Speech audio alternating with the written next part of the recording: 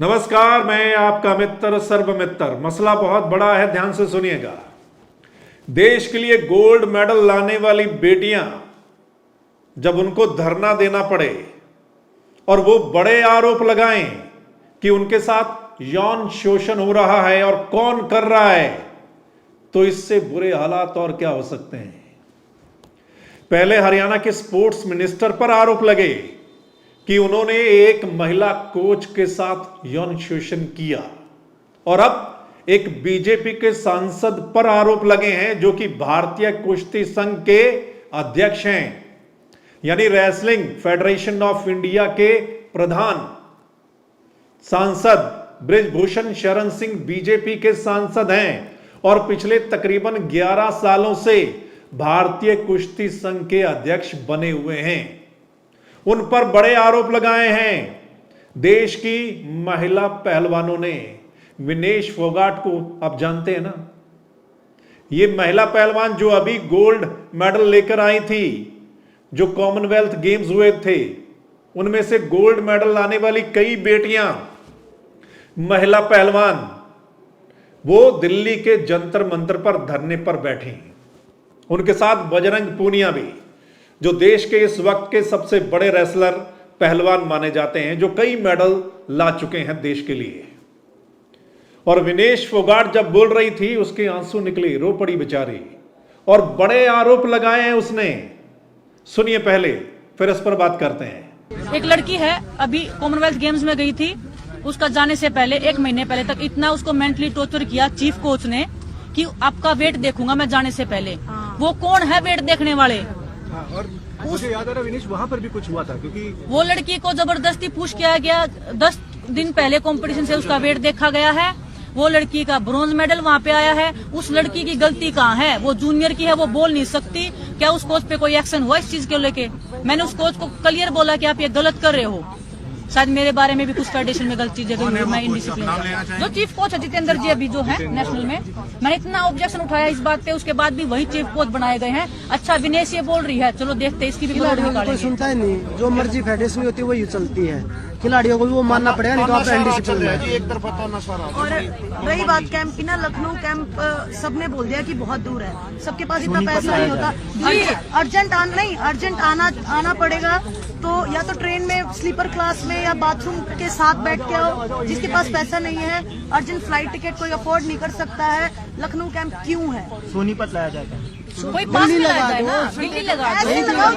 ये नहीं बोल रहे सोनीपत लगाओ। नहीं, सोनीपत में क्यों नहीं लगाते? हमारी राजधानी के इर्द गिर्द लगाओ। सोनीपत बाय में फ्लाइट करना हो तो इजीली कर सकते जो हैं। मेंस जो टीम है उसके साथ में क्यों नहीं लगाते हैं कि ये आस्की लड़ाएंगे? क्या स्पोर्ट्स पर्सन आस्की लड़ाने के लिए कैंप में जा रहे हैं? अब तक क्या उन्होंने रिजल्ट दिलाया वो हमें। क्या करते हैं? वो खुद का अपना बता रहे हैं कि मैं क्या कर रहा हूँ और हम आस्की लड़ाएंगे। हम अगर मेंस को कैंप के साथ में है, बजरंग मेरे से इतना सीनियर है, उसको इतना एक्सपीरियंस है, लड़कों का रेसलिंग अलग है, हम कुछ ना कुछ उनसे सीखेंगे ही। और क्योंकि कोचेज कितना फायदा हमें होगा। लेकिन जैसा कि बताया गया है कि नहीं है, क्वालिफाइड कोचेज नहीं है, ये इतना जानता है, कुछ सीखने को मिलेगा। जरूरी नहीं है कि भालगढ़ी लगाओ, कहने का मतलब है राजधानी के नजदीक लगाओ कि आने जाने में डिफिकल्टी ना हो, क्योंकि सब बच्चे लड़कियां अफोर्ड नहीं कर सकती। तो सुना आपने विनेश फोगाट ने क्या कुछ कहा है। जो कोच हैं वो यौन शोषण करते हैं महिला पहलवानों का, और क्या क्या बोलते हैं वो। और जो भारतीय कुश्ती संघ के अध्यक्ष हैं, पता नहीं जो विनेश फोगाट ने बोला है, क्या बोला है कि पता नहीं कितनी लड़कियों का यौन शोषण किया है अब तक उन्होंने। ये कोई छोटी बात नहीं है। अगर कोई गोल्ड मेडल जीतने वाली महिला पहलवान अगर ये आरोप लगा रही है, तो इसका मतलब ये बहुत बड़ी बात है, बहुत बड़े आरोप हैं। वो कहती है कि धमकियां मिलती हैं, अगर वो आवाज उठाते हैं तो धमकियां मिलती हैं उन्हें। आपने सुना उनको? उनकी निजी जिंदगी में दखल अंदाजी की जाती है कि क्या उनका कोई बॉयफ्रेंड है, या शादी क्यों की, किससे की, कब की, इसके बारे में दखल अंदाजी की जाती है। देशद्रोही तक कहा गया, खोटा सिक्का तक उनको कहा गया। अगर वो कोई मैच नहीं जीत पाई तो इन शब्दों से संबोधित किया गया। ये कुछ छोटी बात नहीं है। ये जो लड़कियां, ये जो महिला पहलवान जिन्होंने देश का मान सम्मान पूरी दुनिया में बढ़ाया है ना, उनको जंतर मंतर पर बैठना पड़ रहा है, धरना देना पड़ रहा है, तब जाकर उनकी बात सुनी जा रही है। अब सुनवाई हो सकती है, क्योंकि जिन पर आरोप लगे हैं उनसे अब जवाब मांगा गया है। खेल मंत्रालय ने इन खिलाड़ियों को बुलाया है, अब बात सुनी जा रही है। हालांकि इन महिला खिलाड़ियों का कहना है कि वो पहले अपनी आवाज उठा चुकी हैं, बोल चुकी हैं कई बार, लेकिन सुनवाई नहीं हुई। अब सोचिए, देश की जो बड़ी खिलाड़ियां जो मेडल लेकर आई, अगर उनकी सुनवाई नहीं हुई, उनको अपनी आवाज उठाने के लिए अगर जंतर मंतर पर धरना देना पड़े, तो इससे बदतर हालात और क्या हो सकते हैं। आम आदमी की सुनवाई कहां होगी जब इतने बड़े खिलाड़ी जो मेडल लेकर आते हैं देश के प्रधानमंत्री से मिलते हैं, प्रधानमंत्री उनको बुलाते हैं, डिनर देते हैं, खेल मंत्री से मिलते रहते हैं, ये जो बड़े खिलाड़ी हैं, अगर इनकी सुनवाई नहीं होती और इतने बड़े आरोपों पर सुनवाई नहीं होती, तो आप सोचिए हालात क्या हैं। इससे पहले हरियाणा के मंत्री पर आरोप लगते हैं और उस मंत्री का बचाव किया जाता है सत्ता में बैठे लोगों की ओर से। साफ पता चलता है कि बचाव किया जा रहा है मंत्री का। लेकिन अब ये जो बड़े आरोप लगे हैं, बीजेपी के सांसद हैं जिन पर यह आरोप लगे, जो भारतीय कुश्ती संघ के अध्यक्ष हैं और पिछले 11 सालों से तकरीबन वो अध्यक्ष पद पर हैं। हालांकि उन्होंने कहा है कि इसके पीछे साजिश हो सकती है, वो जांच का विषय है। लेकिन अगर इतनी सारी महिला पहलवान, ये वो सारी महिला पहलवान जो देश के लिए गोल्ड मेडल जीतकर लाई हैं, मेडल्स जीतकर लाई हैं, अगर वो कह रही हैं, बजरंग पूनिया कह रहे हैं, तो इसका मतलब उनकी बात में कहीं ना कहीं दम है। हालांकि जांच होनी चाहिए कि क्या कुछ चल रहा है। ये जो फेडरेशन है अलग अलग खेलों के, और इसमें एक बड़ा सवाल है कि ये नेता लोग ही क्यों खेल फेडरेशन के अध्यक्ष प्रधान बनते हैं। आपने देखा होगा हर खेल का जो संघ है उस पे एक नेता बैठा है। क्यों भाई?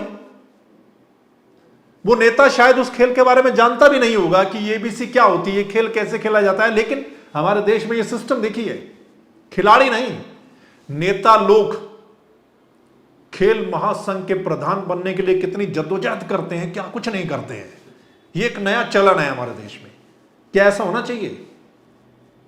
आपको नहीं लगता कि ऐसा नहीं होना चाहिए?